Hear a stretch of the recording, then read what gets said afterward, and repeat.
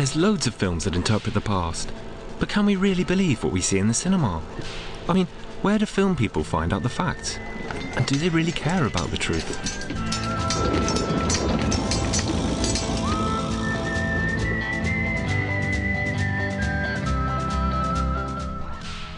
We sent out 2 teams of pupils to find out the answers to these questions. Molly and Joe went to talk to top Hollywood production designers, Jenny and Richard. Don't take Jenny's head off just yet. Not yet.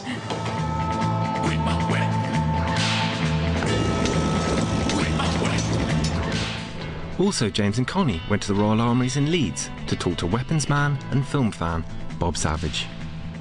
It's a bit like finding your trainers and having that stamp on it, so you know you've got a good sword by this person.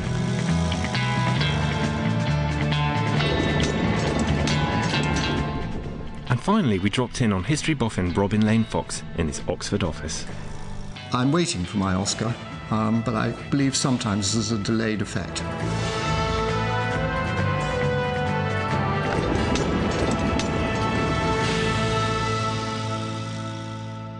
If there are 2 sources, and they're about the same things, how do you know which one to believe?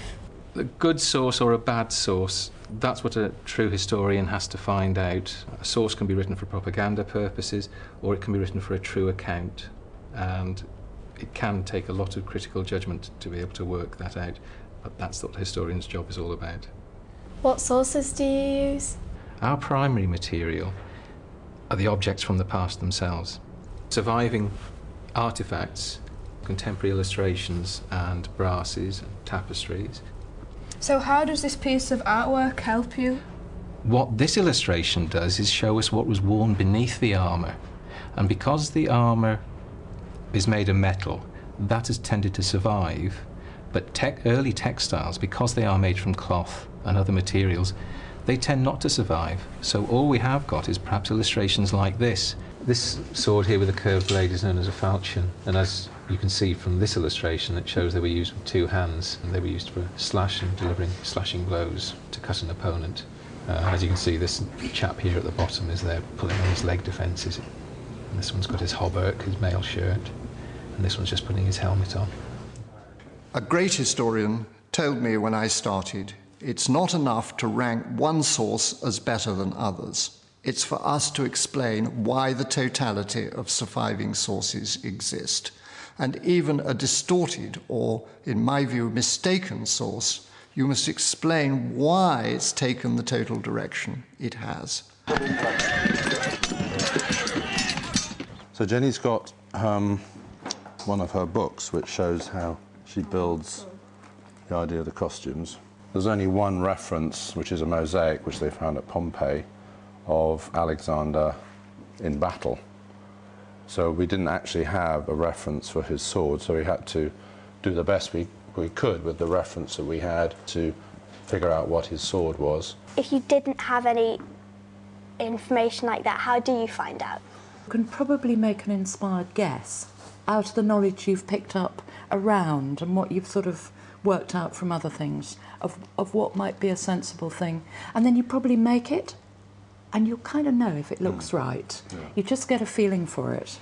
So it's very likely that it would look like that, but yes. You can't really be sure. You can't be absolutely certain. There's no photographs, obviously, of that period. Yeah. It's like putting together a jigsaw when you haven't got all the pieces or you haven't got the reference photograph. In a film like this, you know, you are piecing together bits of history.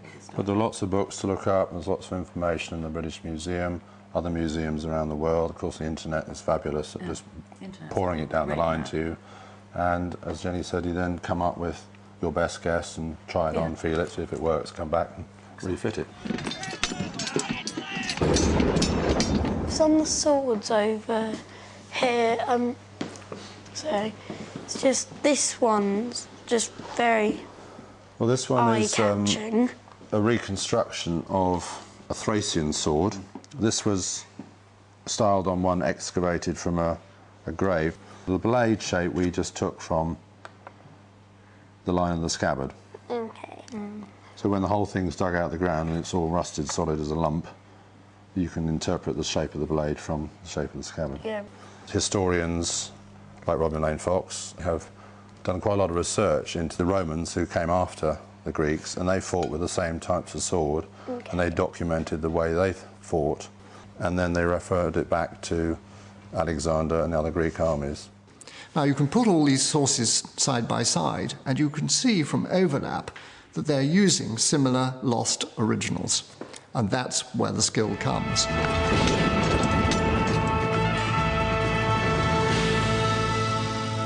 Normally, when you start working on a film, you obviously read the script, and from the script you make a list of what you're going to need, and quite often when I start to read a script, there's lots of things I don't know, and if it's a historical script like Alexander, and I'm told there's a consultant we can use, I ask for a meeting with him, but I ask for the meeting when I've got a real good list of questions. I'd get any amount of difficult questions. How would they light a fire on an expedition?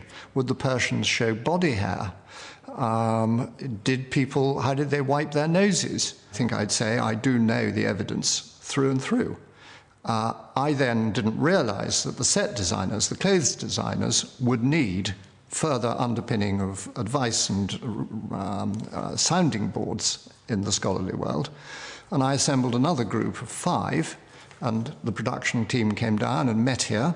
They had a very clear understanding already. They're great professionals, but they then worked with those 5 closely. You just put together a whole sort of bank of knowledge, and then it's easier to make things up too, because you're making them up from good knowledge.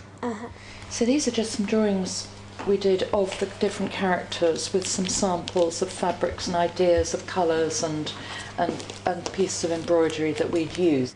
So we know from vases, particularly in the British Museum, there's lots of really great vases and drawings on the vases, what they wore. And between Richard and me, we then tried to make the armour and the weapons to make it look as real as possible. Yeah, so this is for the character Craterus, and you can see this would have been made out of bronze, but this one's actually made out of, is it rubber, Jenny? It's a sort of rubber. Yeah, it's the same material they make car bumpers out of. How many people will you have working on a film like Alexander? I had a team of about 40 sculptors, model makers, armour weapons makers, and one of the things that we try and do is to make all the weapons look handmade. Everybody who joined the army came from a little village in Macedonia, and they would have a little blacksmith who would make the weapons and the armour and the spears and all the rest of it, and he would make them by hand. He didn't have vast machines to churn them out. So we manufacture them as quickly as we can, and then we treat them in such a way to make it look handmade.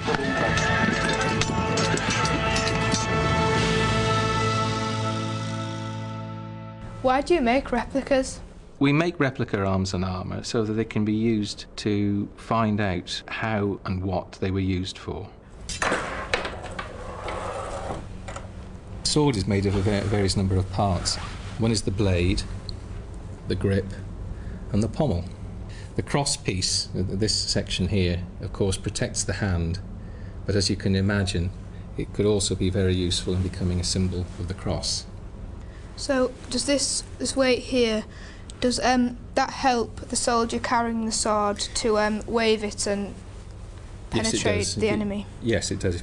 The other thing is a pommel can also be used, and that was a nice point in the film Kingdom of Heaven, when the Liam Neeson character talks about using a sword. He says you don't just use the blade, because the pommel can be used to actually hit somebody in the face as well, following through. In fact, that's where the term, when you pummel somebody, that's where the term comes from today. So how does making replicas such as this one help you discover about the object? People who are trained to fight in old styles, again using surviving military manuals and illustrations, they can actually then see whether some of these illustrations are true. Can you do this in armour? Can you fight and do this with the sword?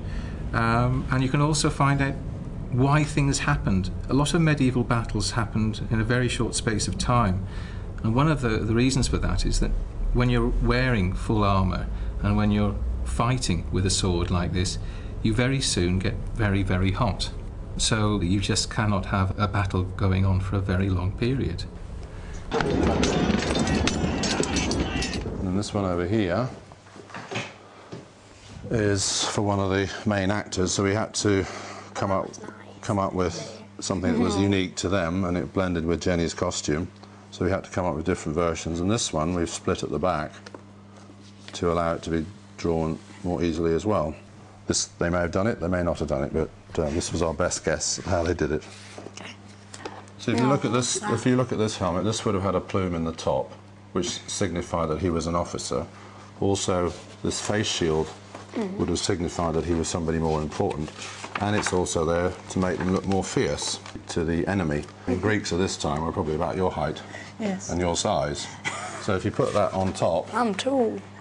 that makes you a good 6 to 9 inches bigger, so it makes you look fierce, and that carried on into the British Army and the American Army into the 18th and 19th century. I was out there for my cavalry service. When I was there, I learned that you cannot head-on charge a war elephant on horseback when it's coming at you. The horse belt's left-handed. Well, I go back and read the accounts of the elephant battles of Alexander and his successors. You can see why they make a great detour to the left, why they only bring the mounted archers in from a distance to shoot arrows at elephants long range. I've learned that most of the stuff written on elephants by my armchair colleagues is inaccurate because they base it on elephants' behavior in zoos. Well, now everybody is trying to recapture the sense of an ancient battle. I read them with amusement because they're trying to work it out from texts, but I've done it.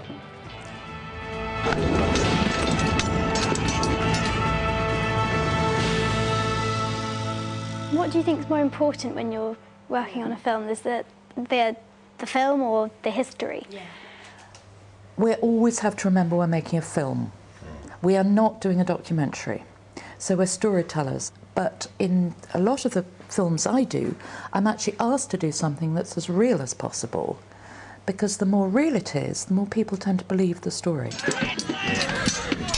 Do you think people learn more from documentary films or feature films? There are feature films that are very good, that do hit a wide audience, and well, they're not documentaries, but they are feature films. The film called Downfall, which came out a few years ago about the last days of Hitler and World War II, was absolutely stunning as a piece of history as well as a piece of drama. And that's probably the most recent film that's managed to bridge the gaps of being a popular feature film, but its historical content was extremely high and extremely good. It is a wonderful way in to the subject for audiences all over the world who may just know Alexander's name. And I am thrilled that professors in America, Germany, France write to me saying we now show the Alexander movie to our first big year of students. And then we say to them, go away, read the texts, and tell us where you think the film is historically incorrect. We all know that there are places where it had to be, things you can't show, numbers you can't do, but it brings everybody into the subject. If they're good films, they will give us a glimpse of a different time and a different place. They can give you a glimpse of that, then I think they've done their job, whether it be a filmmaker or whether it be a historian.